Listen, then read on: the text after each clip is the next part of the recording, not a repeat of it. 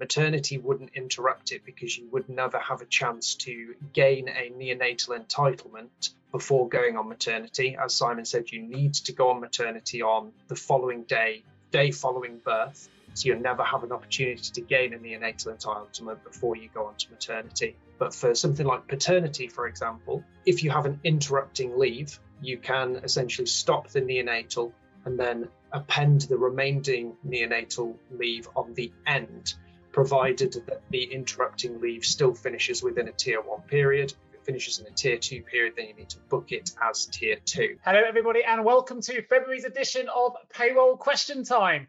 We're going to be going back to something that is always popular on today's show, which of course is payrolling benefits in kind. We got loads of questions on this last time around, so if you've got more, remember to put them in the questions box. We're going to do our best to answer all of those questions during today's episode. Of course, not a huge amount has happened since the last episode. There's been a few updates. I think HMRC has published guidance on the rates and thresholds for employers for 25-26. There's been a release regarding advisory fuel rates to use from the 1st of March. And they've also issued a P800 tax calculations for the last tax year as well. But I'll let our panel run through those when we get there. If you are joining us for the first time today, please, if you have any questions, whatever they might be about payroll, they do not have to be related to today's episode. Please do put them in the questions box. We'll ask our panel all of your questions in real time, and we'll do our best to get the best answers we can for you to those challenges. No such thing as a bad question. If you're struggling with something in payroll, it's likely that someone else on this show who's watching is struggling with the same thing as well. So please do be really active and flood me with questions, and I will then flood our panel. We're going to be also running 2 polls today, so that's our opportunity to ask you what you think with regards to the questions we're going to pose to you. So please get your fingers at the ready for the buzzers when those polls go live, and we will comment on those results as well. We are, of course, recording this session, so you don't need to be busy scribbling notes. If you've registered, you will get a copy of the slides after the session is over, which is hopefully something good. You're also going to get a survey as well. That survey is really, really important. It's your opportunity to let us know here at PQT what you want us to cover in the next episode of the show. So if there's something that you really wish we'd covered already, or you're wondering why we haven't covered it yet, that's your opportunity to let us know. Just going to finish with a little disclaimer for those that are new. This is really important. It just says the presentation does not provide definitive answers to individual queries, and in some places takes views on matters which are uncertain. It is not intended to be relied upon in any specific context or as a substitute for seeking legal advice or otherwise on a specific circumstance, as each case may be different. Right, lots to get into today, so let me introduce you to today's panel. I'm going to start with myself. I'm the host of today's show. My name is Nick Day. I'm the CEO of JGA Recruitment Group. We're a specialist payroll recruitment company. I'm also the host of the Payroll Podcast, where you will indeed get a copy of this audio in a later episode. So if you subscribe to the channel, you don't quite catch everything today, or if you have a colleague who you said, oh, you should have been on today's webinar, that's your opportunity to share it through the podcast. But that's enough about me. Let me lead you to our panel. I'm going to start with my left to right, which from my view is Andy Nichols. If you can introduce yourself, please. Hi everyone. Yeah, Andy Nichols. I've worked in payroll and pensions now for about 40 odd years. Just here to help with any pension, really, more so than anything else. So looking forward to your questions and just going through the slides. Because Andy wasn't with us last episode, but we had loads of pensions questions. So again, if you didn't get your question answered last time and it was pensions related, this is your opportunity to do so. Moving forward to Simon Parsons, if you can introduce yourself, please. Yeah, good afternoon, everyone. Simon Parsons, Director of UK Compliance Strategies for SD Worx UK. And it's good to be with you. I'm a fellow of the Chartered Institute of Payroll Professionals, have the MSc in Payroll Management. Been around a long time, sit on a number of consultation groups and panels, as does Karen, as does Matthew actually as well, the EPG, the Rep Body Group, and the Statutory Payments Consultation Group, and various others with DWP and DBT as well. So it's good to be with you. Looking forward to hearing what you want to hear about. Super. And moving along, Matthew Quick, if you can introduce yourself, please. Hi everyone, I'm Matt. I'm Policy and Research Officer at the CIPP. So the CIPP obviously being the Chartered Institute for Payroll Professionals, here to represent payroll professionals in everything that we do, whether that's the government forums that Simon's mentioning. We've got education and our consultancy arm of the business. So really putting payroll at the centre of everything we do. I'm the baby of the group with probably comparatively little experience compared to everyone else on the panel, but I do my best and try and Swim with the big dogs. It doesn't show, Matthew. It doesn't show. And last but not least, Karen Thompson. Good afternoon, everybody. I'm Karen Thompson. I am partner and head of payroll services at Armstrong Watson for the day job. I'm a chartered member of our institute, member of the Reward 300 group, and as Simon said, sit on a number of government forums, for which I must give my apologies now. I will need to leave this important panel at around 2:55 p.m. because I have an engagement with the Department for Business and Trade to look at or discuss the employment rights and workers' rights and everything else at 3 p.m. So forgive me and my apologies. I'll be sure to give you a question at 2:55, Karen, just to catch you out. So let's jump into today's discussion topics then. We've got a few things we're going to run through today. We're going to start with statutory neonatal pay. We're going to be talking about payrolling, benefits in kind, salary sacrifice, pension reforms, any other hot topics or any other questions we haven't covered by that part in the show. And we're going to finish with the latest from the SD Worx Academy, which is worth hanging around for. Lots of free and available courses you can access covering everything at the A to Z of payroll. So hang around if you have anyone you think you might want to enroll on one of those courses within your team, or even yourself as well, of course. We've already had our first question come in, so thank you very much, Helen. It just says, I'll give this one to you, Simon. It's an SD Worx related question. When do I need to contact SD Worx to enable our company to action payrolling benefits in kind from April 26 when it becomes mandatory? Okay, get your project in some sort of order and contact us as soon as possible. For April 26, you've got a little bit of time. If you were going to say you're going to go for April 25, I'd be in a bit of a panic because you're leaving it very late and close to the wire. But I suggest the summer. So a 2 or 3 months time, make contact with your account manager and we'll set it in motion. We've been doing payrolling, of course, for probably about 20 years, but certainly formal payrolling from when it was introduced in April 2016. So that's nearly 9 years ago when formal payrolling first came along, and I was part of the Office of Tax Simplification that actually discussed and brought in the proposal to HMRC for what was then the only proposal, voluntary payrolling, not mandatory payrolling. Excellent. So she has a little bit of time, which is good to hear. And thank you for putting the first question in the box to begin with. Well, let's jump into our first subject. And I'm going to get Simon to also introduce this to us. I'm going to actually disappear just for a second while he does so. We're going to talk about statutory neonatal pay. So Simon, if you can give us a bit of an overview, start letting us know what the changes that are coming in April 25, whether we are indeed ready for a neonatal tax system at all, and of course, most importantly, what this means for employers. Yeah, sure. So I'll try and do my best. I'm sure Matt will dip in as well as and when, because it is a little bit of an evolving field and the legislation is going through Parliament at the moment. Some of it has gone through, some of it is still to go through, and guidance is out in some form, but not in its final formats. So statutory neonatal pay, or even leave rights as well, gives a day one right to those who have a baby that's admitted into neonatal care, but there are a couple of factors. The first is it doesn't apply until live births from the 6th of April 2025. So it's not related to when the baby is due, it's related to when the birth occurs. So it applies to all babies born on or after the 6th of April. And then the neonatal rights comes into play 7 days after the first full day that they are admitted into neonatal. It seems a bit balmy, some of the announced in the legislation, but the first 7 days are dealt with by employer policy, not by statutory right. So the entitlement to leave and pay occurs from the 7th day after the first full day. So let's try and get that in context. If the baby was born on the 6th of April and was admitted into the neonatal care unit that day, the first full day of neonatal care is the 7th. Then the right to neonatal leave and pay if they qualify, meeting the earnings and length of service right, is 7 days later, so the 14th of April onwards, and it's that sort of rolling period. So the first 7 days is an employer problem. After that, from day 8, the right is there from the prior 7 days.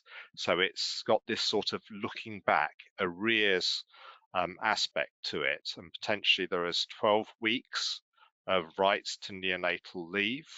And there are 2 aspects. They call it Tier 1 and Tier 2. Tier 1 statutory neonatal leave is when the baby is in the neonatal unit and the following 2 weeks, from memory. Correct me if I'm wrong there, Matthew, but I think it's following 1 week. 1 week. That's called a Tier 1. And during the Tier 1 aspect of when the baby is in hospital, the parents can choose whether they work or have leave, but the leave is a week. It's not a day. You can't swap days. It's weeks, whole weeks, 7-day weeks, and they can choose, and you can split it. So you could have a parent that works whilst the other one stays in the hospital. Then they could swap for a week. Then they could swap back, and then they could swap for a week during the duration of when the baby is in neonatal care and 1 extra week. Then it moves into the remaining entitlement of up to 12 weeks, is they can then exercise Tier 2 statutory neonatal care pay and leave, which is when the baby is home or out of the neonatal care unit. At that point, they can exercise the right to leave and potentially pay if they qualify for the remainder of the 12 weeks entitlement that there is. But that Tier 2 is one solid block, so it can't be split. It has to be taken in one continuous leave period. Now, the other factor of it, and this is where it'll start to hurt our heads a bit, and I think this is absolutely mad, isn't it, is the interaction with other statutory payment types, because of course these parents may well be entitled to statutory maternity pay, can apply to adoption even, statutory paternity pay, or even shared parental pay. So what happens then? We'll start with statutory maternity pay. Because the way the regulations are set out, statutory maternity pay must start at least by the day after birth. And it pushes the right to statutory neonatal care pay to later. So then, in effect, almost becomes a Tier 2 for the mother if she wants to take that leave. So statutory maternity pay is first, and the SNCP will be deferred till after the SMP payment is finished. Now, that doesn't apply to other statutory payments because the regulations don't define it that way, and there is more choice. So with statutory paternity pay, you've got a period where you can choose to take it. You could take the SNCP, as I'm going to call it, before, in the middle of the 2 weeks, or at the end, after. And the same with shared parental pay. SNCP can be taken before shared parental pay, during the middle of it, or after. So for SMP, not allowed. For the others, it is allowed, and it's employee choice. The rate of SNCP is the lower rate, or 90% of earnings average, if that is lower. So it's the standard rate that you have for other statutory payments. I think I've exhausted my brain at that point, Matthew and Nick. So Do you want me to Matthew, you jump may be in? able to. Yes. Yeah, so it is different. It is confusing. I think for a lot of people, that first week is going to be key from a business point of view, business policy, your employment contracts or your employee handbooks, because of the way that parental leave rights work, it has to be taken in full weeks. And because of the nature of neonatal care and how it's accrued, we don't know at the point in time that you start to accrue it how long that's going to last for, which is why you've got this lag of a week, where that first week technically cannot be neonatal care leave. So you as an employer need to decide, what am I doing with this? Am I doing emergency family leave, which will maintain employment rights but doesn't come with any statutory payment? So you as an employer need to decide whether you're bumping that up, whether you're leaving it as unpaid, or if you're going to try and come to some other arrangement, whether that is other parental leave rights like paternity or annual leave. But it's very important with those leave types that you realise that you as an employer cannot enforce those, because you wouldn't be complying with the required notice periods. That would have to be a mutual understanding between you and the employee. A couple of other things to add in there. The 12 weeks is not shared between parents. Both parents are eligible for that 12 weeks. So it's not like shared where you have to decide who's using what of the 12 weeks. You will both get 12 weeks, which is important if you employ both of the parents in the same organisation. That is something that potentially could come up. If there are multiple births, it's important to remember that this is an entitlement for the individual, the employee. The criteria of the neonatal care is attached to the child, but essentially the other qualifying criteria isn't for the child, it's for the employee themselves. So if there's multiple births, it's still only 12 weeks. You don't get 36 weeks for triplets, for example. It's just capped at that 12 weeks. Aside from that, yeah, as Simon said, it's the interactions around those other entitlements that are going to be key for you to understand. Making sure that you exercise it at the end of maternity leave, for example. That's why you've got 68 weeks to use it. So there's a time limit of 68 weeks from birth. As Simon said, don't care about due dates or anything like that. It's all around the actual date of birth. And that 68 weeks allows you to use a full maternity allowance, potentially an unfortunate situation of bereavement, and 12 weeks of neonatal care. So we have that full 68 weeks to use all of those entitlements. But just making sure that we don't curtail maternity unless the employee specifically asks for that, because once you curtail maternity, you obviously can't go back onto that. It would be the end of that. You would use your neonatal, and your neonatal would be used and paid at the same time. You don't pay that as it's accrued, you pay it as it's used. And something interesting that stuck out to me in the guidance. So we've got draft guidance that's been given to software providers, but we don't have the full guidance yet, so we're still waiting on that. But I was looking through some of the special situations, and someone asked me a question the other day about, if an employee leaves, do you still have to pay them out as you would with maternity leave? And actually in the guidance it says no, if it's not used, it's not paid, which I thought was a bit interesting.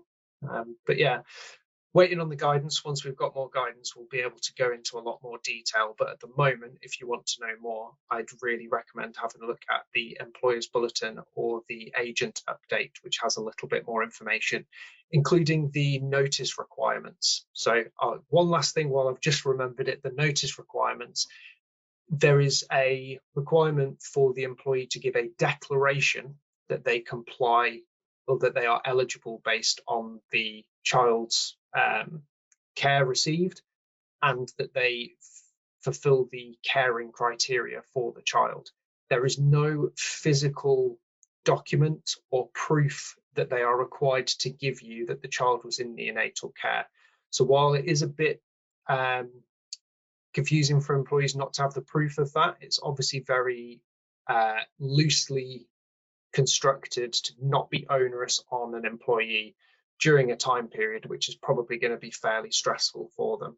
But just, for you as an employer, understanding that you then don't have really the right to ask for proof if that's not required for the statutory leave and pay. Great. Well, as you can probably imagine, we've had several questions come in around this. Karen, I know, wants to add something, so I'll come to you first, Karen, and I'll run through the questions. Karen.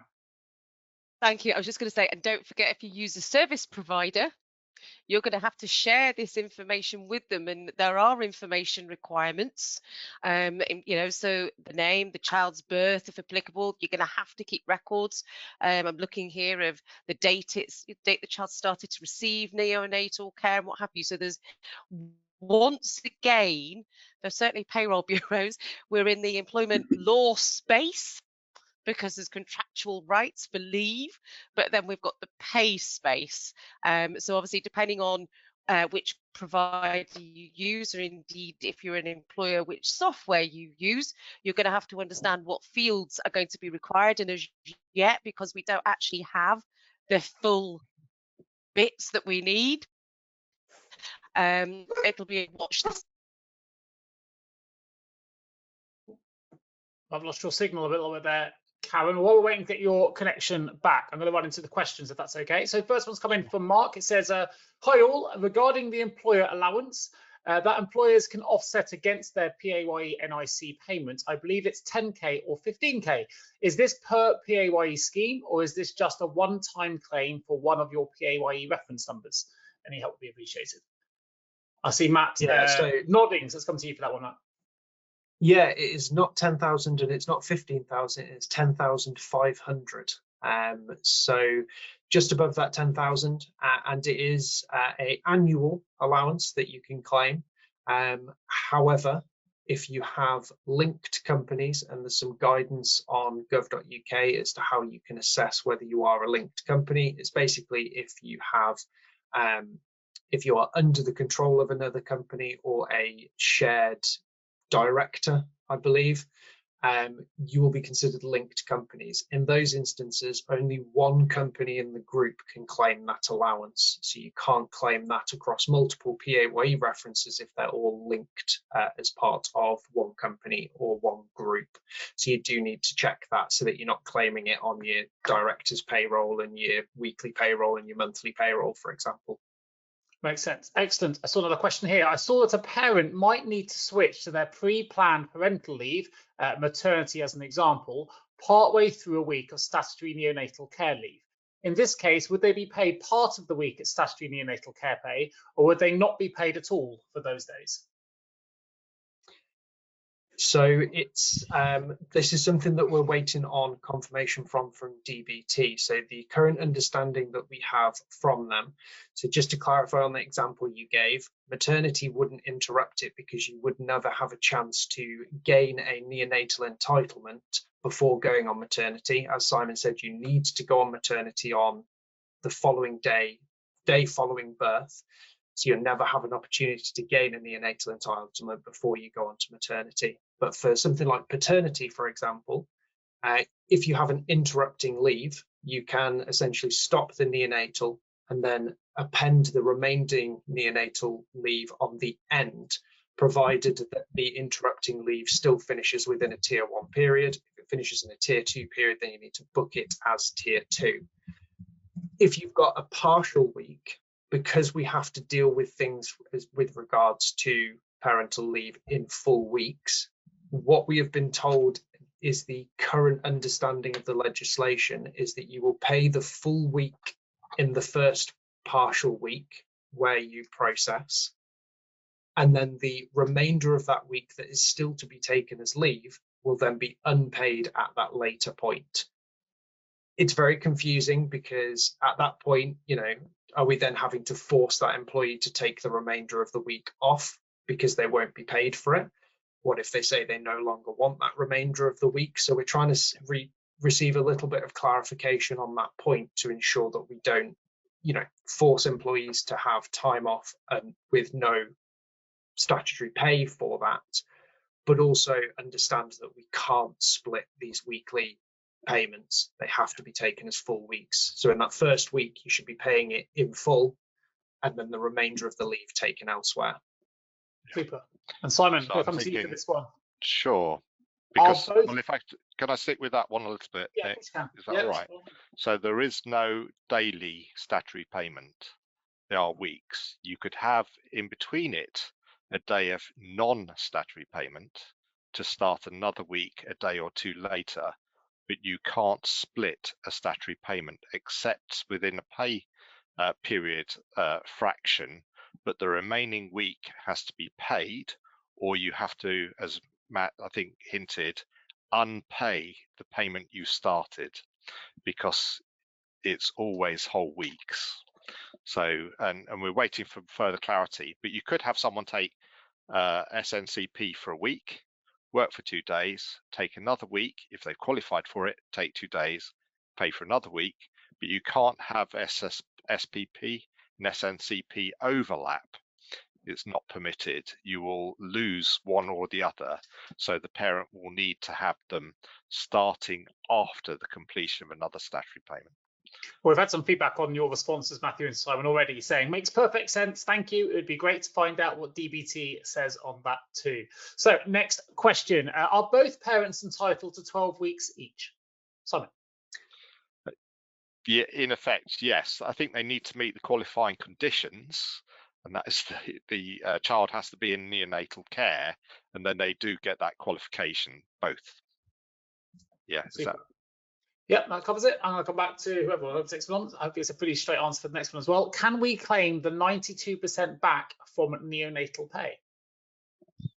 Yeah, absolutely. Or the 108.5%, is it? That's going up on small employers. Yeah.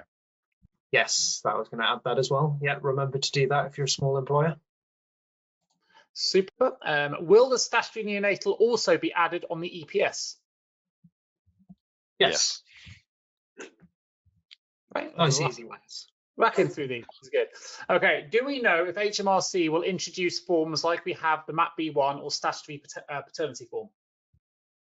As far as I'm aware, yes, there will be a non-payment form, but apart from the sort of neonatal care pay 1 form, there should be no other sort of documentation needed apart from keeping records of those declarations that we mentioned earlier and Karen mentioned.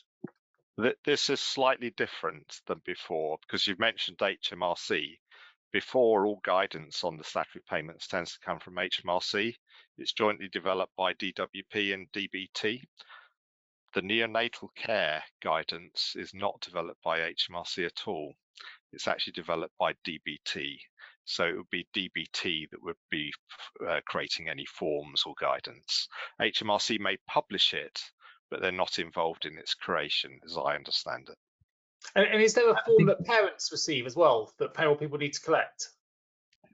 No, so this is what I was saying earlier. There's no documentation that a parent will be given to prove that neonatal has been given, or there's nothing they need to provide to the employer, rather. They may be given some documentation by a doctor, but there's nothing within the guidance as we currently see it that states that they have to prove with any sort of documentation to their employer. So it's just a declaration that they are eligible rather than proof that they are eligible. Very good. Almost back to information. The employer may provide a form for them to complete for the information requirement that payroll may have to report. The last question, and we may have covered this, but I'll ask it again just in case you need a little bit more clarity. When I came back to the call, I think we're running through this, but could one of you please give an example at all how this will work in practice? Right, so yes, I've got some examples. They're quite visual though, but in essence, if someone is on, say, baby's born, and a parent, let's say a father, is there and plans to go on paternity leave in week 3 and 4. If neonatal care leave is, or if neonatal care is being administered within a hospital or in outreach care in weeks 1 to 5, we have 5 weeks of neonatal care leave eligibility. Now they can't start taking that from day 1 because they at that point have not yet generated an entitlement. They can start taking that from day 7 or day 8 rather, once 7 days have been completed. So they will be taking neonatal care leave from weeks 2 till 6. But if they have any sort of leave in the middle, so as I said, 3 and 4, what they will then do is they'll have week 2 as neonatal care leave. They'll go on their paternity, that interrupts, that's fine. And then they'll go back onto the neonatal care leave.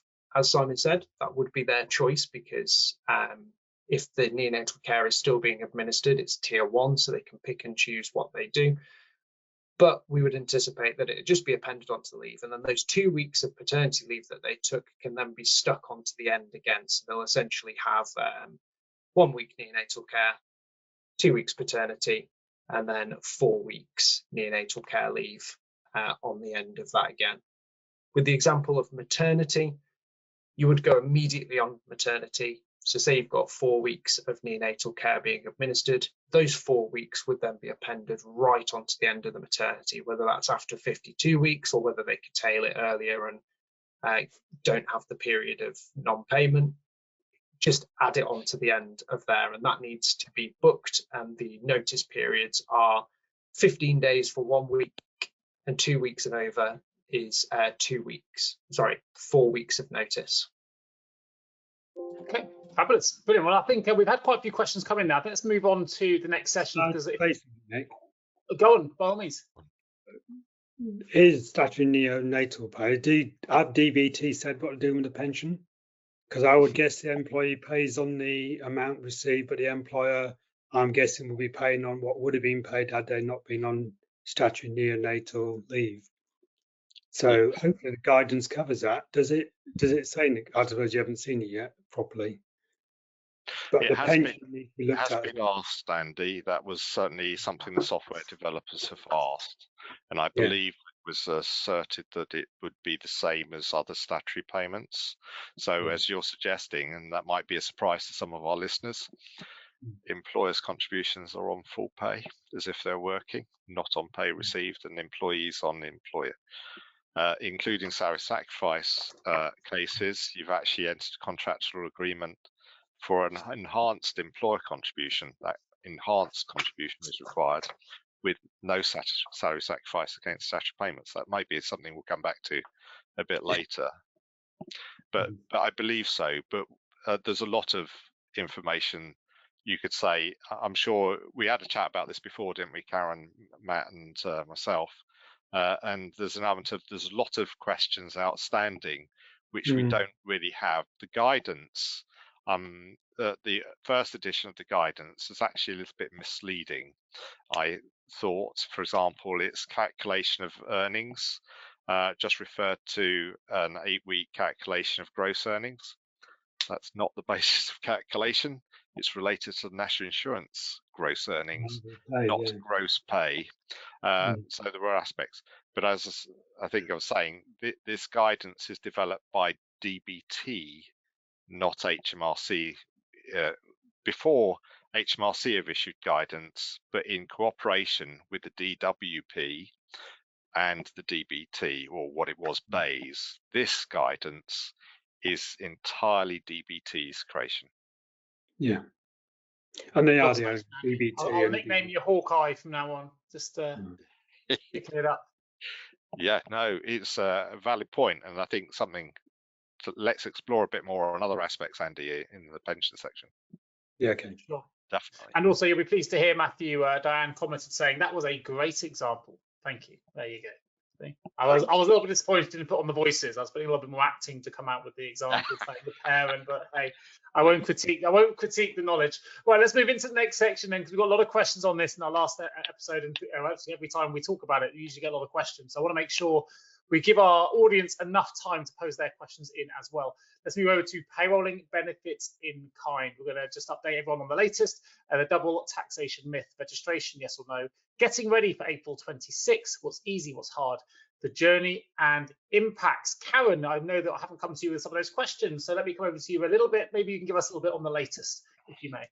Yes, and apologies for internet. I've now switched to an e-mobile to make it more secure. We're getting fibre at last, but it's causing havoc as it goes in.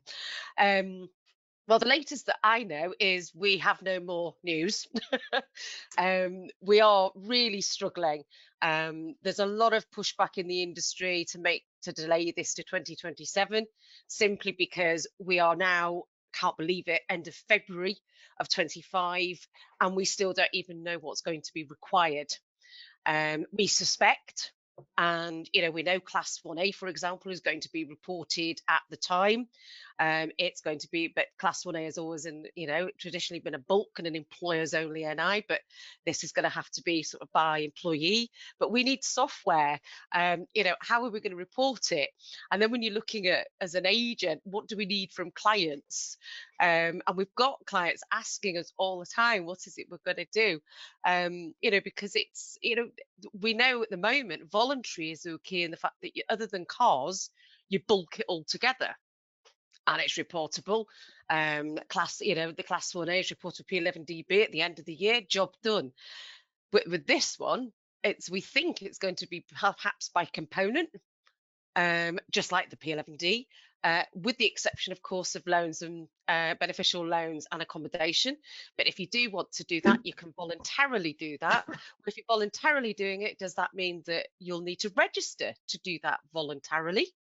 Because why would you need to register for payrolling of benefits if it's mandatory for anything else?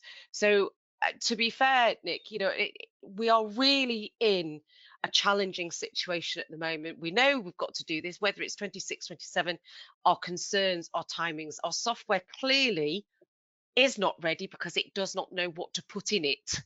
And it will be a fundamental change. I do think that's important to stress, is it's not going to be as it is now.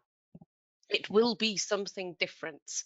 There will be more information potentially to report.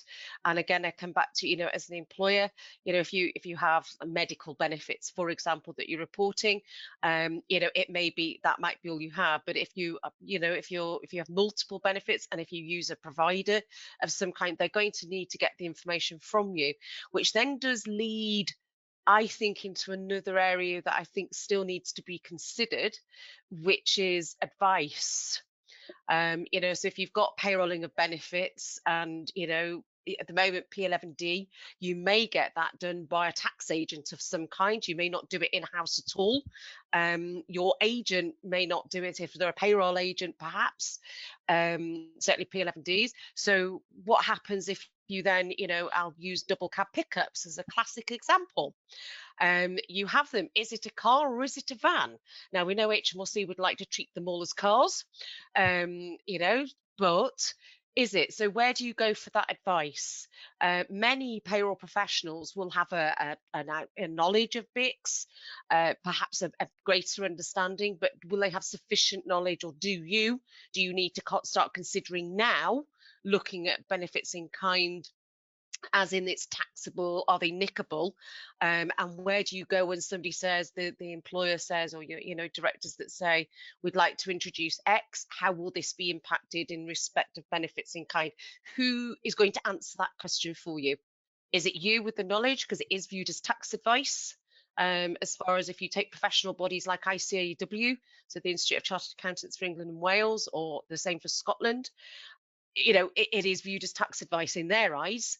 So who will give you that advice? So I think for me, whilst we don't yet have what we need for payroll as far as component levels and what we're going to need, I do think we do have an opportunity at this point to start considering some of these wider topics on how you will deal with benefits in kind, particularly where employers are looking to try and see what else they can do in the space to, retention, recruitment, given the pay bills are obviously going to be, let's use the word, unfortunate from April onwards. I'm trying to be very careful and very polite.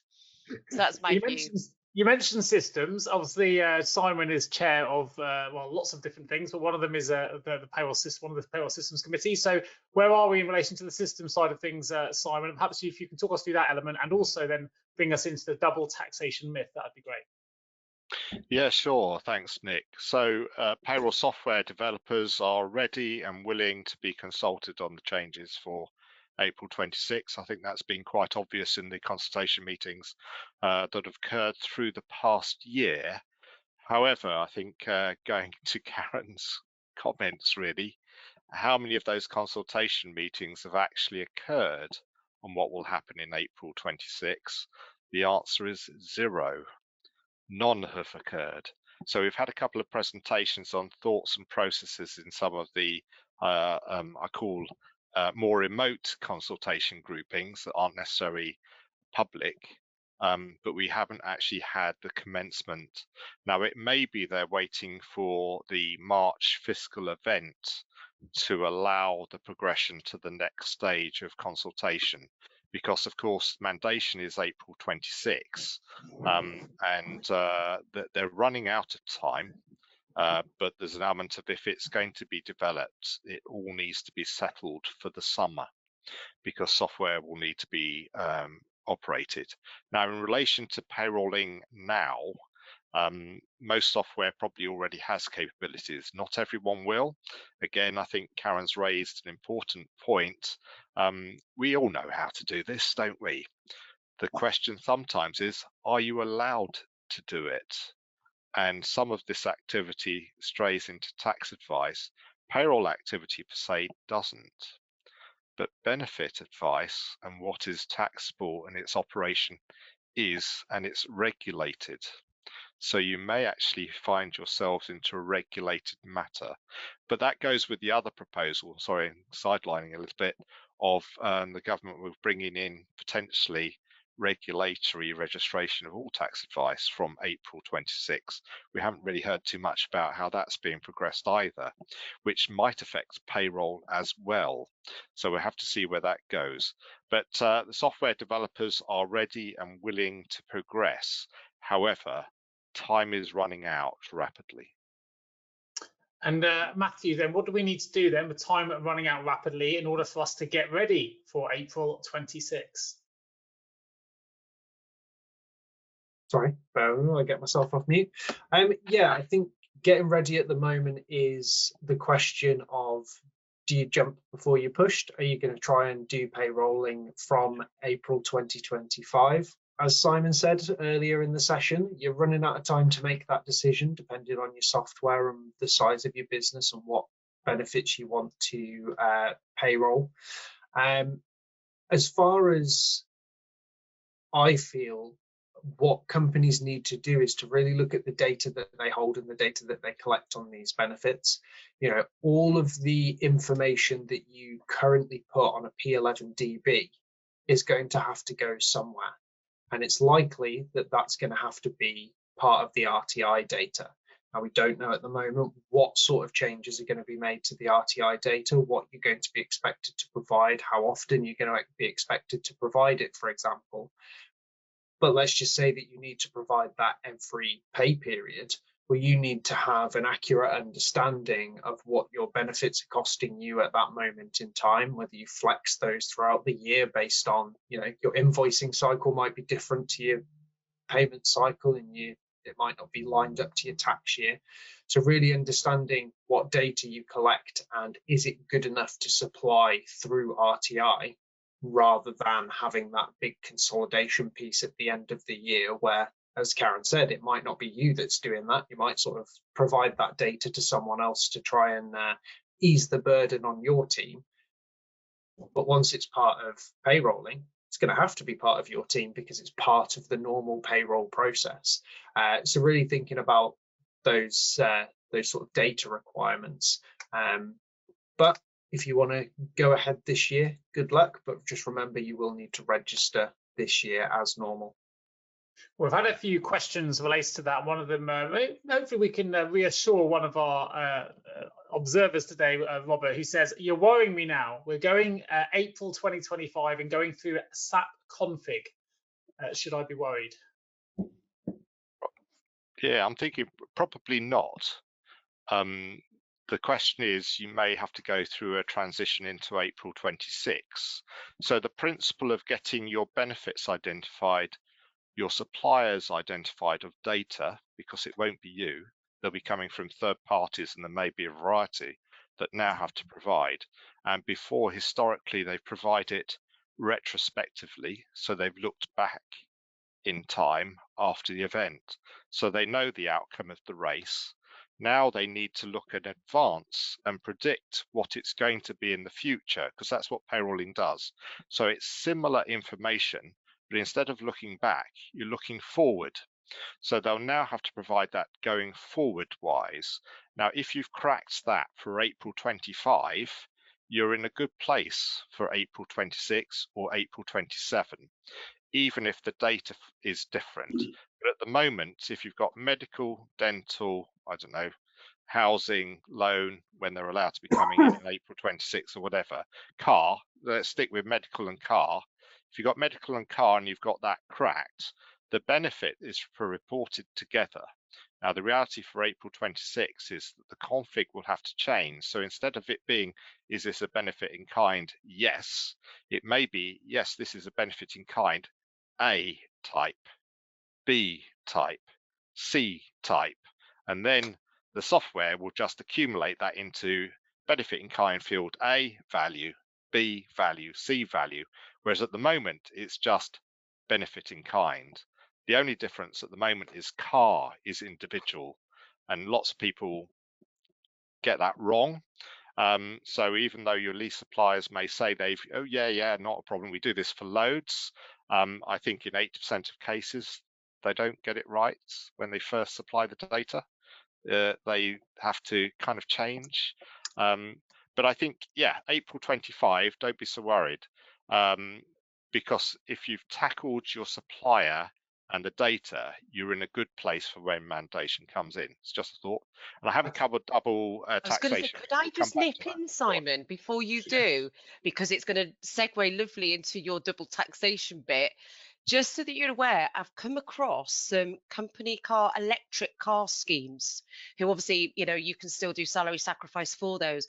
Please double check with your people team, your HR department, if they're the ones issuing that or whoever it is. I've had several examples of what's happening is the car company schemes who are setting these up are telling the employees to advise HMRC they've got a car.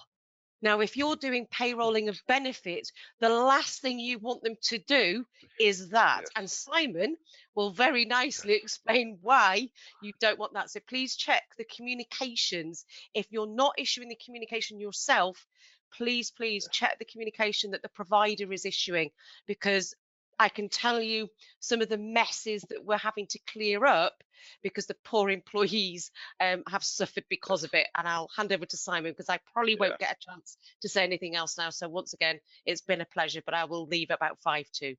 Thank you, Karen. Thanks. Yeah, I think that's an important point, isn't it, Karen? Because there's old world and new world, and we need to distinguish what they mean. Because as Karen's saying, and it's just reminded me, I've seen some car schemes that are doing all the salary sacrifice, payroll benefits in kind, and reminding the employer they have to do P46 car. It's a total contradiction. If you're payrolling, you don't. So if you're payrolling, there is no P46 car. There is no P11D. It's done via FPS reporting. And so the message is really confused at the moment. And I think that's all about the transition. However, that then leads into the double taxation element of doing it that way. They will be double taxed. But that isn't because you've gone payrolling. That's because you've payrolled wrong. Now, we had a lot of questions last month, and I see a lot of discussion on social media saying when you go payrolling, you'll be hit with double tax. You absolutely won't. The double taxation myth is a P11D impact in year 2. The reason being is because HMRC don't know you have a benefit in year 1. So in year 2, when they pick up from the July or June submission of the P11Ds, they say, oh, Simon had a car last year and he's got a car this year, so I've got to collect 2 years worth. That's got nothing to do with payrolling. That's P11D. And in the old days, the P11Ds didn't used to get processed till December or January, so you get 2 virtually whole years collected in one, and then you'd be meeting the liability. When you go payrolling, that disappears. But in the transition year, the P11D effect is still there. So you won't be double taxed because of payrolling. You're double taxed because that's what happens with P11D. And you're now washing that away. But once everyone's on payrolling, there won't be any double taxation because it's real time.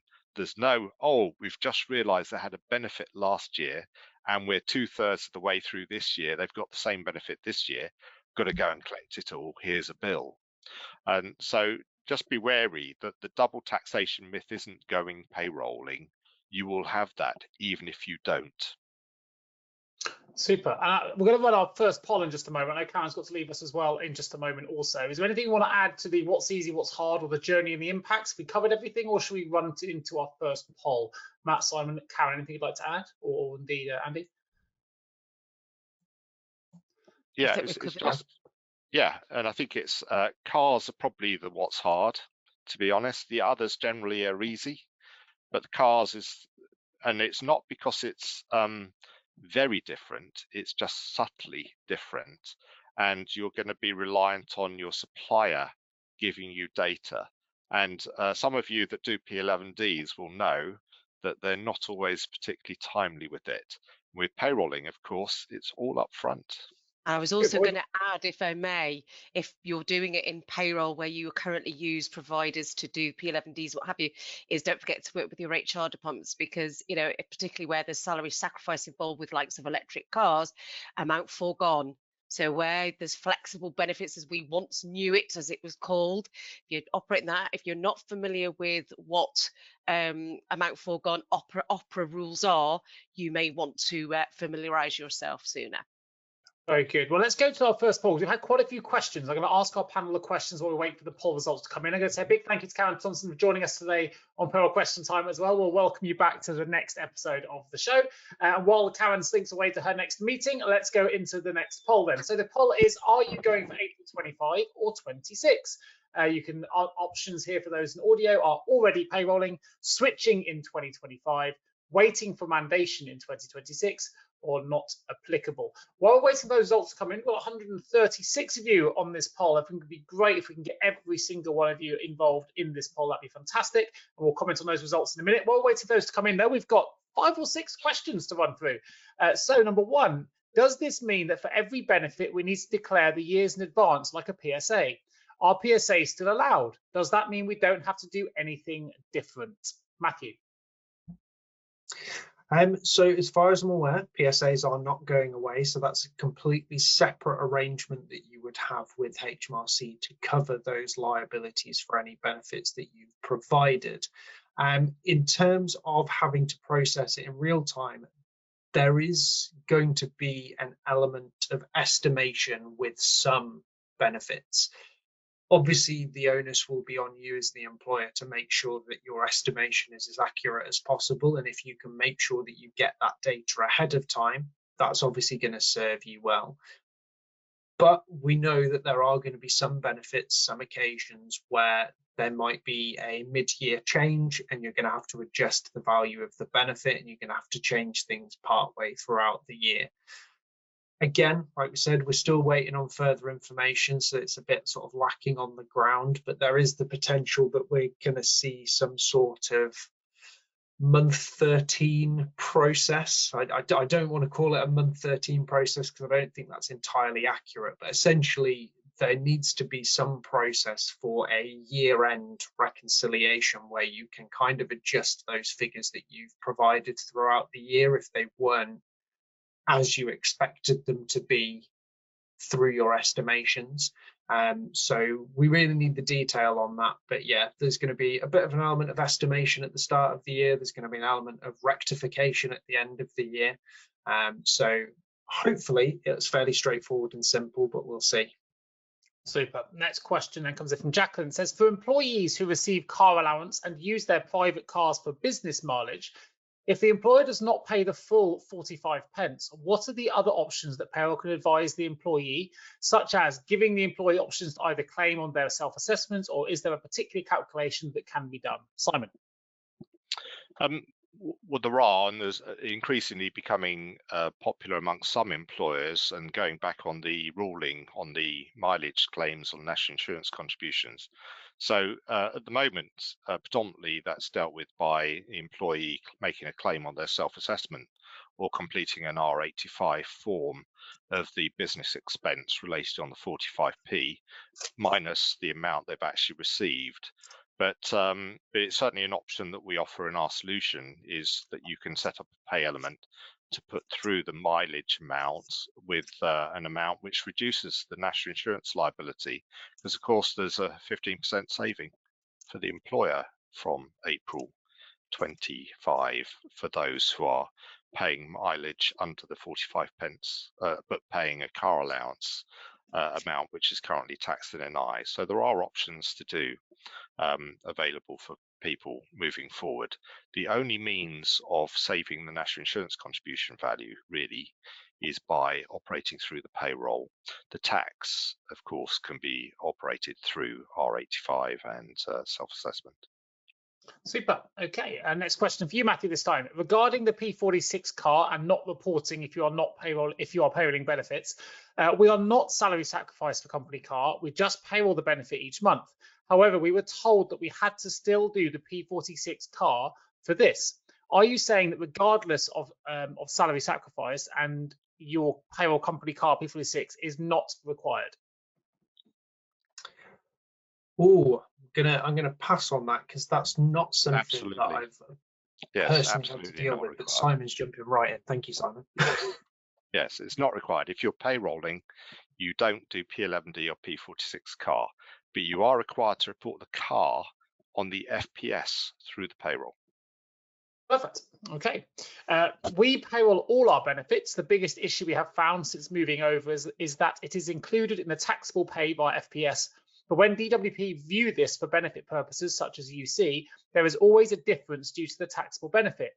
Do you know if this is something that's going to be looked at? There's not an issue for DWP because the amount is marked as benefit in kind on the FPS submission. So there are specific fields that mark it, and it isn't reported to DWP as earnings.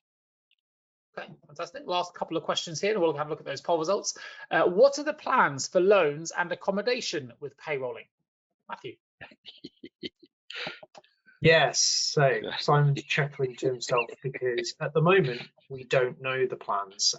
The extent that we know at the moment is that from April 2026, those benefits will be voluntary to be payrolled.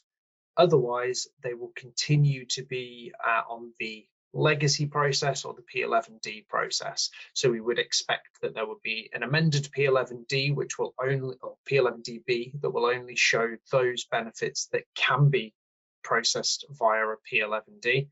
And there will be additional guidance on how you can payroll those benefits if you wish to. If you wish to payroll those benefits, you will have to register like you currently need to do for all the other different types of benefits. And there will be some calculations for you to determine the value of those benefits. Now, we don't expect it to be easy. This is probably the sticking point that stopped us from getting to this mandating point sooner, is that those two benefits, by their very nature, have different values throughout the year. So we need sort of a clear and structured way to calculate those benefits so that you know what you're reporting and what you're reporting is correct. So if you fancy a bit of a challenge, you can certainly payroll those benefits, but we're waiting to see what the calculations look like. And again, that's probably one of the driving forces for needing that end of year reconciliation process so that you can amend those benefits at the end of the tax year when you finally figure out the proper value at the end of the tax year. Super. Well, let's have a look at some of these poll results. Still a couple of questions coming in, but I'm going to jump into these for a moment. For those in audio only, we've got 27% that say they're already payrolling, 14% switching in 2025, 53% say waiting for mandation in 2026, and 6% not applicable. Simon, what are your thoughts on those results? Yeah, it's really interesting because that potentially shows a 50% growth in 25 for payrolling, doesn't it, on those existing values. So you've already got over a quarter that are payrolling and another eighth that are going to payroll, but about 50%, just over, that are waiting for mandation to move ahead. It sounds about right, and yeah, there will be employers that don't have any benefits, so this doesn't impact them whatsoever. However, some of the not applicables may just be because they've got nothing to do with the subject, which is why we put it there as well. So yeah, interesting. I think the switching in 2025 is a consideration, and wish you good with the journey. We'll have to wait for what the March announcement is. Nick, I'm going to make a further question on that question you asked me about earnings to UC, Sure. if that's Sure. okay. Yeah, please do. Now, software has capability to mark items as benefit in kind.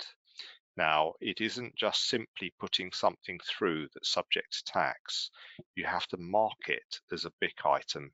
If you don't, that will get reported through as income to DWP. So you need to make sure that your software is capable of reporting the FPS reporting requirements. SD Worx, it certainly is, and others will have it. But there may be some that you think you could just put an amount through and make it taxable. That does the job. It doesn't. You need to make sure it has the BIC capability, because equally the statutory limit 50% tax doesn't apply to the benefit amount. Does that make sense? So there are other items which you don't want to be impacted by the benefit because it's not cash. And that's all built into the FPS structure right now, has been since 2016. So make sure that your software is capable of reporting it correctly. Otherwise, it could be recording it as cash pay. But the answer is already there. It's built into solutions now if it's marked appropriately. Super, super. Well, we've got 3 questions I'm going to finally ask. We move into our next section. Thank you for those waiting patiently who want to get their questions in for salary sacrifice. Start putting them into my questions box now. And also thank you to everyone. 91% of you voted on that poll, which really does give us more accurate results. So last 3 questions on this. Number 1, are people being strict with the HMRC lag of 1 month for mileage claims, i.e. the amount has to be claimed back within a month to claim the NIC against the car allowance? Yeah. Well, I'm going to give a sort of flippant response and say no. I don't think that's a real strictness at all. Okay, good. Yes. Just checking, if you're currently payrolling medical benefit when April 2026 arrives, we will need to update the pay element to deduct Class 1A NIC in real time, or will we need to update the pay element to deduct Class 1AC in real time? Assuming that proposal goes through as announced, then yes. But for the 25, 26, no, that it'll still be P11DB. But from April 26 onwards, that 12th that you're doing every month, or 52th if you're on a weekly, there'll be a real-time 15% requirement. Super. That's likely something that's going to need to be picked up by a software provider who'll give you help and assistance with transitioning everything across. That's right. We already can handle for termination payments and sporting testimonials. Some people try and use that for benefits. It's not allowed to. But in effect, you could say it's the equivalent type of capability. Is it'll probably operate similar to termination payment.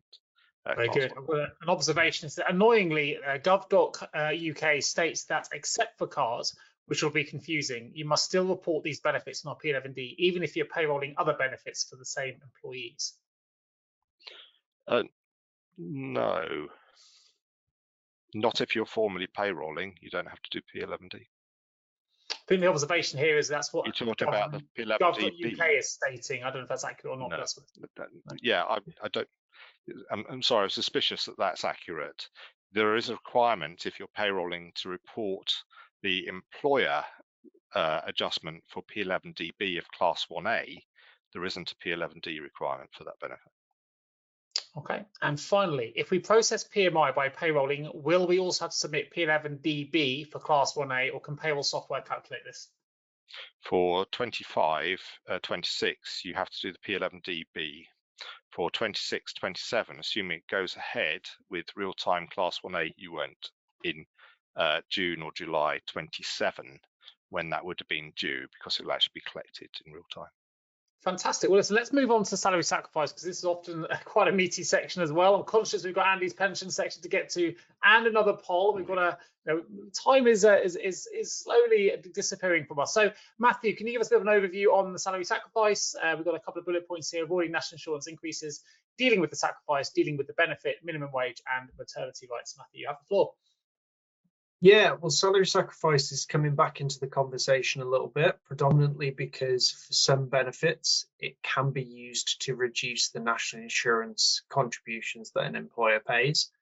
Now that we're seeing a reduction in the secondary threshold and an increase in the percentage, that's becoming a lot more enticing to a lot of employers. So, you know, the big one we always talk about is pensions, because it's something that is, you know, mandated. Automatic enrollment, you've got to put people into pension schemes. So it's a very big opportunity cost really for a business if they decide not to go down that route. One of the big things at the moment that we're sort of really stressing, you know, on top of these national insurance changes, we've got national minimum wage changes, and salary sacrifice can be a huge area that you need to be aware of, because salary sacrifice is a adjustment to someone's contracted pay. Therefore, that reduction in pay or that reduced pay is the pay that you need to use for your national minimum wage and national living wage calculations. So you cannot take someone below that national living wage or national minimum wage rate with a salary sacrifice deduction. So while we're seeing those increases in the national minimum wage rates, if you've got people who historically, you know, 3-4 years ago might have been well above the national minimum wage, but in the past few years, we've seen double-digit percentage increases on some of the national minimum wage rates. Are they still above that level with the pay rises you've been given? You know, if we've got 10-12% on national minimum wage, but you've given people a 3-4-5% increase on their wages, that national minimum wage rate is catching them up. So if you've reduced their pay by 5 or 10% for their pension contribution, are you taking them to below that new national minimum wage? That's something this tax year really encouraging people to check, do your calculations, see if your software's got any sort of forecasting that can help you do those calculations and understand, are you compliant? Are all your staff on the right side of that law? And we kind of touched on it briefly earlier. We've got on the thing there, maternity rights. As we said, if you've got a salary sacrifice arrangement while an employee is on maternity leave, you cannot reduce their statutory maternity pay, but you have a contractual obligation to continue with the benefit that you're providing through salary sacrifice. So whether that's pensions, you still do the pension contribution as it should have been before they went on maternity, not on their maternity pay. If you're providing a car, they're still in your employment. You've still got a contract to supply that car, so that car is still with them. As always, there are some differing contracts of providing different benefits that you should check the fine details, because there may be some where they give the car back during that period. But as a general rule, they would still retain the benefit throughout that maternity period. So you essentially bear that entire cost. If the cost of that benefit is covered by the salary sacrifice payment, for those 9-12 months, it no longer is. So you have to cover the cost of that as a business. Perfect. And before I ask for Simon's additional commentary, so let's run to our next poll. And Simon, I'll come to you if there's anything we need to add into that. Our next poll at the moment is: have you had to remove people from salary sacrifice schemes due to national minimum wage implications? 3 simple options here: yes, no, or not applicable. While waiting for audience to vote on those responses, Simon, I wonder if there's anything you want to add to Matt's commentary. Yeah, sure. That's great. So there is an element of what do you do if you're now in a position that salary is too low for a salary sacrifice to be applied without breach of minimum wage. And we see a number of things being applied, but you have to take great care, because many of them that are spoken of may not work. And the reason being is if you change a salary sacrifice to deduction, is the deduction being paid to, and what's it for? For example, if I talk about a bike scheme, if you change a salary sacrifice for a bike to a deduction, remember the bike is the property of the employer, so they're now paying the employer. Deductions for the benefit of the employer also reduce national minimum wage pay, so you haven't actually solved the problem at all. You've actually given it a status quo without any tax and NI advantage to the individual. You're still in breach of national minimum wage. And so be careful on those. What the HMRC guidance talks about is capping. And so that means is you can take up to the point of NMW not being breached, but you can't convert to a deduction instead. And also we see this often with maternity cases, that people seem to feel that they can contractually change the situation, or as Matt suggested, some may give the car back, for example, that, or change a salary sacrifice pension to another arrangement without the employee's permission. That would be potentially unlawful, and there's potentials that that would actually be considered maternity discrimination because they're actually entitled to those. So benefits are covered for the duration of maternity leave, that's potentially 12 months. Andy, this is sort of an area where you could potentially come in here, but as I understand it, Social Security law requires the employer contribution, including any salary sacrifice enhanced element, to be continued to be paid at full pay as if they're working for any period with maternity pay. You can come in, Andy. I can confirm that, yes. So if the individual's on SMP for 39, they take their full 39 weeks, then for those 39 weeks, and in a salary sacrifice scheme, then the employer will be paying normal employer contributions plus the salary sacrifice amount, which is an employer contribution for those full 39 weeks based on the pay the person would have had they not been on maternity leave. The remaining part of unpaid maternity leave, that's down to what the pension scheme might require, which is probably nil, or what the contract between the employer and the employer has. Maybe there's additional contributions due for that period. But when they're in no period of no SMP payments, the last 3 months of maternity leave, normally there's no requirement to pay any pension contributions, but you do need to check the scheme rules and whatever contractual arrangements might be. So it's very important that even if the person's not in salary sacrifice, the employer still pays their normal contributions based on the pay the person would have had they not been on maternity leave for the whole of that maternity pay period, for all of those, the time when they're getting SMP. Salary sacrifice possibly could be recovered if the individual is receiving occupational maternity pay. In other words, other payments on top of SMP, if the agreement between the employer and the employee, the salary sacrifice agreement, allows the employer to do that. So if they get an occupational maternity pay, then whilst that is in payment, then the amount of salary sacrifice employee equivalent contribution could be recovered from OMP, possibly. Depends on how much occupational maternity pay is being paid. So yes, maternity, and think about adoption, all these statutory leave type situations. See what the scheme rules require, because the scheme rules may require bigger contribution than what you might think from a statutory perspective. So check the scheme rules as well. I think the other thing I'd say, just on the salary sacrifice in terms of pension, is you can, if you've got a bonus scheme in place, then the employees could sacrifice all or some of their bonus as an employer contribution. The individual shouldn't be aware of the amount. That's my understanding. They don't.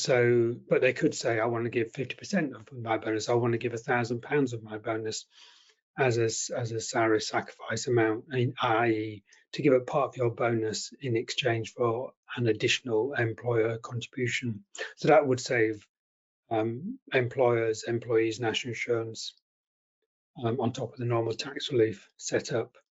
But obviously, if you are sacrificing bonuses, then that's more potentially, especially for the highly paid people, they could trigger the breach in the annual allowance of 60k towards a pension scheme, E's and O's in the year. So there's other things to consider in that calculation in terms of bonus salary sacrifice. Probably my thoughts. Anything to add, Simon or Matt? Yeah, just a good question for you, Andy. With the 60,000 limit, my understanding is there can be some form of carryback for 2 years, is it? Yeah, indeed. I would suggest if you ask that question, if you can see someone is clearly E's and O's contributions are going to breach the 60, as a payroll person, it might be nice to say to someone, you need to seek advice, and don't get involved as payroll. But obviously, because pensions advice is financial advice is regulated, so IFAs should be involved and stuff like that. Or you could refer them to the pension scheme. But yes, you're right. Yeah, it's not. There's cost of transition from carry forward and stuff. It's more complicated, and as we know in payroll, everything's complicated. It seems simple, but then you get to detail, you think, oh no, it's not that straightforward. You'll be pleased to hear, Andy, that Ashley Dorman commented to say that employers can reduce maternity enhanced top-up payments, which you mentioned before you started to speak. And then after I finished with your end of your response, you know, spot on, he just covered it. So I hope that's helped some people out there as well. We've got a couple of questions that have come in. Just before we jump into those, Matthew, any observations on the results? 51% have said that they, the question was, have you had to remove people from salary sacrifice schemes due to national minimum wage implications? And 51% have said yes. Yeah, that is higher than I anticipated it to be. As I said earlier, I think we're kind of talking about this a little bit more in relation to salary sacrifice and national minimum wage, but to see over 50% saying they're having to take people out is concerning. And I suppose we've had conversations with the Low Pay Commission regarding this as to whether it's something they want to take up with the government, because, you know, particularly in the case with pensions, if you're removing someone from a salary sacrifice scheme and putting them in a net pay arrangement or a relief at source scheme, then the end result is that exactly the same amount goes into someone's pension pot, but they are worse off in their day-to-day pay packet because they don't get the national insurance relief from that. So, and also, that deduction can take them below national minimum wage because it is not a deduction that is for the employer's own use and benefit. It goes directly to a pension scheme. So we've got a situation where the employee's worse off. The employer's actually worse off because they don't get the relief either. And we're now below national minimum wage. So there's a lot to consider here, because essentially what we're then asking is, do we allow salary sacrifice to take people below national minimum wage in certain situations? Which is obviously a very dangerous path to go down, because we of course don't want national minimum wage regulations breached for anything. But there is the element, really, for me personally, of the pensions, where it's such a huge scope because of the amount of people it will impact, that I feel that we need to have that conversation as to what can happen here in terms of allowing salary sacrifice and understanding that it has a tax benefit. I've spoken to Simon before about equalising the tax position on the relief at source and the net pay arrangements. Obviously, that's an impact to the Treasury if we sort of give those NI relief as well. It's a big political mess, to put it simply. Yeah, excellent. The government could just solve this one, which I think is what Matt's referring to. If they just said pensions were free of tax and NI, then it wouldn't matter. Because just clarify a couple of points, Andy may comment as well, I'm not sure, but genuine employee pension contributions don't affect national minimum wage pay. Share incentive plan purchase doesn't affect national minimum wage pay because they're actually accepted exemptions to NMW regulations. Salary sacrifice always does. The important criteria on considering the maternity cover aspect, because an employer could say, oh, I'm now on the hook for continuing contributions is look at your ratio of numbers of those that are on maternity or parental leave or not. Because in theory, and this is why employers are interested in this, but NMW is the counterbalance that you have to consider, is that for every £1 million contribution made, that's £150,000 saving for the employer, minus its coverage of any SMP cases where it has to continue the arrangement. So for some, if you do the maths, there may be considerable savings in salary sacrifice arrangements. However, you have to balance that. It's like a seesaw effect with the implications of maternity rights, continuing payment, and national minimum wage breach. Well, conscious of time and conscious I want to make sure we've got enough time for Andy's pension section. I've got a couple of questions I want to quickly run through, and I'm going to give you the floor, Andy. One is an observation, actually. One thing to ensure, which I think we've kind of covered, but it's good just to remind the audience. One thing to ensure is that when the national minimum wage or national living wage rate changes, to reassess and address those breaches where necessary. That's one thing that affected our business, where national living wage percentage increases is much more than the percentage applied to our standard pay reviews. And you can see our panel nodding along there, Jess. Thank you for that. Jacqueline said, what about when the software switches the employee from pension salary sacrifice to a net deduction due to the earnings being low to avoid a national minimum wage breach? Come to you for that one, Simon. It's a software related question. Well, it may not affect the national minimum wage position at all, because why is that happening? Is that the choice of the employer to operate that? So it may be seen that that's a deduction for the benefit of the employer. So I tend to view that it's an element of seek your own professional advice, but my personal view is flipping doesn't work. Okay.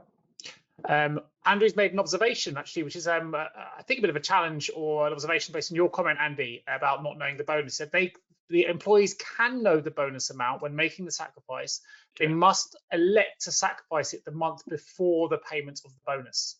Does that sound correct? Yeah, you can't be paid. Yeah.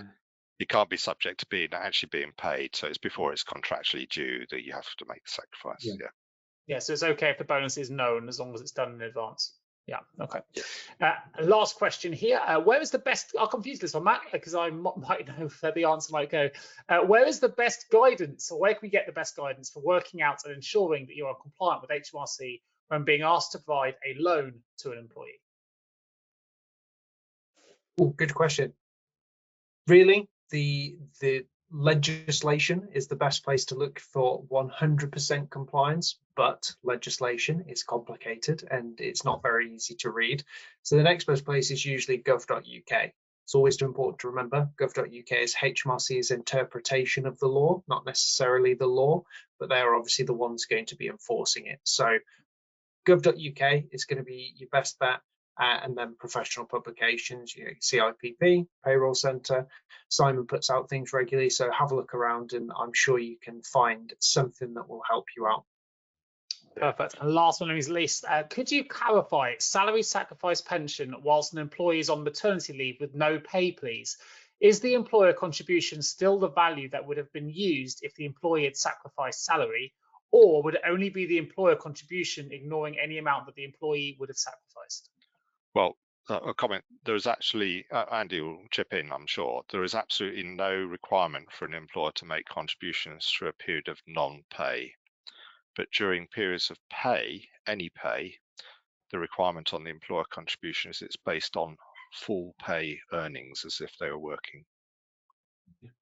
So the only caveat to that is, which is unlikely to be honest, Scheme rules. If the scheme rules require the employer to continue to pay employer contributions during a period of unpaid maternity leave, then you're going to have to pay it. Very unlikely, not come across it, but in theory it could be there. Or if the contractual agreement between the employee and the employer says during maternity leave, the whole maternity leave, the employer will pay contributions on full pay, then so be it. But normally it's just when the person is in receipt of their SMP, that's up to 39 weeks period. And while I've got you there, Andy, if employee go slightly separate questions just dropped in. If employee will go below minimum wage because of auto enrolment pension scheme, is salary sacrifice. If we don't switch them to the net pay scheme, we'd be in breach of pension auto enrolment rules, correct? Yeah, they need to pay their contributions. Yeah. So I think you probably find most employers will take them out of salary sacrifice and put them into the net pay or relief, whatever the normal tax relief method is. So if it was a nest pension scheme, relief at source. If it was now, it'd be net pay arrangement. So to just take normal contributions. But you do need to look at what your salary sacrifice agreement is with the employee, because you want to make sure you're following what has been agreed legally. And I have seen employers whose salary sacrifice agreement takes them out of salary sacrifice when they go maternity leave and puts them into normal contributions. And I'm thinking that's maybe it's legally okay, but to me that is unfair, particularly as the SMP is being calculated on post-sacrifice enable pay. So their SMP is lower because they were in the salary sacrifice arrangement, and now you're going to pay them the lower amount of SMP based on a lower enable pay and not give them the advantage of salary sacrifice. I mean, that's a legal employment law thing. Exactly. You potentially say that the contract breaches the Social Security Act. And is the pension shortfall applied to every pension scheme or only certain ones? Defined contribution primarily, defined benefit. If it's giving them the service entitlement, contributions go out of the picture because they're getting the entitlement based on their service and final salary. But with DC schemes, it applies to all pensions, I'd suggest. Yeah, there's Last a minimum. question. Sorry, go on. Oh, they're all flying in. I've got a whole pension section here, but these are all pensions-related questions, Andy. So I'm going to keep you on the hot seat for a second. We may run over by a couple of minutes. I hope that's okay for our attendees. We want to make sure we don't miss anything. To the next slide, if that's a pension. To be honest, my pension section is just forward. Well, I know you always get put to the back, Andy. This is not the first time it's happened, and that's why Simon's chuckling along. For those interested in the SD Worx Academy, I've put the dates in the chat box. So you can copy and paste that along with the link to SD Worx, so you can find out those. We're not going to get to that section today. I've also put a link to the latest episode of the Payroll podcast, which if you're interested in getting to the executive level or you believe strongly that payroll should have a seat at the table, it's an episode I highly recommend you have a listen to. Anyway, next question here is if an employee is on mat leave but receives a bonus, should pension contributions be paid? Is bonus pensionable? That's down to scheme rules. So it could be your scheme is salary only, but what is their normal pay? So you should be taking contributions based on the individual. If they're just paying normal contributions, that you base it on whatever pensionable pay is being processed in that particular pay period. The employer pays as if it's based on what they would have had paid. So just give me a follow-up to the same question. They've just sent me a follow-up to the same question with an asterisk saying nil pay due to mat leave but receives a bonus. Well, it's not nil pay then, is it, if they've received a bonus? So you're saying the not pensionable. We're in real life chat. Yeah. Okay. Diane's put another question here very quickly. The LGPS, TPS, and Nest, we do the employer pension shortfall for sickness and maternity, but what about Aviva and Royal London? It's required. Yeah, you can't underpay pension, but as Simon said, if it's a DB scheme, then contributions are what you pay, E's and R's, is irrelevant to what pension you're going to get. It's all about, you'll know, those who've got DB schemes will know that the information you're passing to the pension provider is length of service. This is pensionable length of service, etc., so that they get their pension calculated. E's and R's contributions are due under whatever the scheme rules require. And ultimately, the employer is responsible to ensure there's enough money in the pension fund, the DB scheme, to ensure the last person, whoever entitled to a pension, gets paid their pension. DC, on the other hand, what you pay in is what you get out as a pension. So you've got to make sure that minimum contributions, whatever the contributions are in the scheme rules, that's what it's got to be paid over. We've had a few thank yous coming in, so I think that has landed, which is great. So last but not least, we've got a couple of minutes. We're going to run over, Andy. Tell us a little bit about pensions. While let me read out the slide, I'll let you take the floor. Well, we know that this is so quick.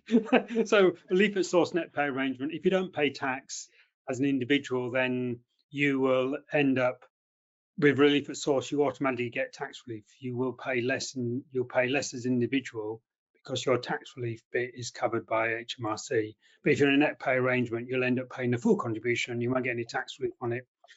HMRC said some time back that they're going to fix that anomaly, but they're non-taxpayers. So for the 24-25 tax year, this tax year, they will calculate the amount of tax relief an individual and net pay arrangement should have had, but didn't get because they're a non-taxpayer, they don't pay tax, and that will be paid to them. Maybe up to 70 quid will be paid to them sometime in 2026. That's the best they've said so far. So from now on, anyone who's non-taxpayer who's in a net pay arrangement scheme and therefore hasn't got the full tax relief on their pension contributions will have that offset, and they'll get the money paid direct by HMRC at some point in future years. The changes to automatic enrolment, the age reduction from 22 to 18 and the lower threshold going to 0, not surprisingly, that's all on hold, given the massive increase in employers' national insurance. Then trying to change those rules will be another big impact on employers. So we just wait to see when that's going to come back into play. The pension providers have all said we want more money paid into pension schemes because people need to have more money in the pots to have a better standard of living in their retirement. Also for pension providers, more money in pension pots, the more income they receive. But we see what happens. It's always been a thought that employers and employees should pay more to get a bigger pension pot, but at the moment that's not viable. And how to prepare for pension-related changes? Well, see when they come up. There's big changes to inheritance tax, but that's individual, not employer, which may or may not happen. Do the consultation if you want to give your feedback on that bit. There'll be plenty of time warning about automatic enrolment changes. And there'll be consultations before those things happen. So that's when to feedback on there. And we've already discussed in terms of how to lessen the employer national insurance issues, and maybe look at salary sacrifice. If you don't have that in place, introduce perhaps a salary sacrifice scheme. But also you need legal advice, change of contracts, discuss with your pension provider, make sure that is possible to do that, discuss with your payroll software provider to understand how you go about changing the payroll system, and of course consult with your employees. And Thomasine has asked a question: salary sacrifice pension schemes, how does it work when you convert a percentage of employer savings from a payroll perspective? Well, in effect, you're going to be setting up an element within your payroll system, which is the equivalent of an employee contribution, but actually it's a negative pay. And so if it's 10% of your pay, then you're gonna, if that's your pension contribution, your salary is £2,000, 10% is £200, then your salary sacrifice element on your payroll system is minus £200. And that then, when you transfer that amount over to the pension provider, that's your £200 additional employer contribution. So it's a negative allowance. Is the salary. Your employer pension contributions is the totality of the pension contributions. So I'm in a salary sacrifice scheme. When I go look at my pension scheme, it shows us all an employer's contribution because I've technically contributed nothing. I've taken a reduction in my salary in exchange for my employer doing more. So if you want to also provide the NI relief that you get because of doing that, you just add that on top of it when you make that deduction and represent that on the payslip. Right. Well, yeah, thinking employee-wise, that's quite tough because you've got potentially 3 bands of contribution: 0%, 8%, 2%. So how do you work that out when someone's crossing those bands? And that's quite tough. So you may just have to make a guess. We may have to for employer contributions, it's easy. It's 15%. Yeah, in a future one. For those, obviously we've got next PQT is going to be in March, but there are a couple of courses from the SD Worx Academy which are taking place before the next PQT. So if you are interested in finding out more about payrolling benefits in kind, there is an SD Worx Academy course on the 14th of March. If you're interested in finding out more about national minimum wage, it's an advanced course, then that takes place on the 19th of March. All the other courses we've listed in today's episode actually don't take place until April, so there's plenty of time to sign up for those. But those 2 particular ones are of interest, do go to the SD Worx website where you can sign up. Of course, the next PQT is going to be on the 27th of March. You can sign up now at sdworx.co.uk/ PQT. For anyone that missed last month's episode in January, I've just put a link into the chat where you can access the audio of the last PQT as well with the Payroll podcast. And just leaves me to say a huge thank you, and thank you also for your patience, Andy, for running through that at such speed at the end of the show. So Andy Nichols, Simon Parsons, and Matthew Krieger, and of course Karen Thompson, who left us slightly earlier today. Thank you ever so much for your wisdom and your expertise. I've been your host. My name is Nick Day, and I look forward to bringing you the next episode of PQT on the 27th of March. 116 of you stay till the end. Thank you ever so much for your contributions in the polls as well, and we'll look forward to seeing you in a month's time. Thank you very much.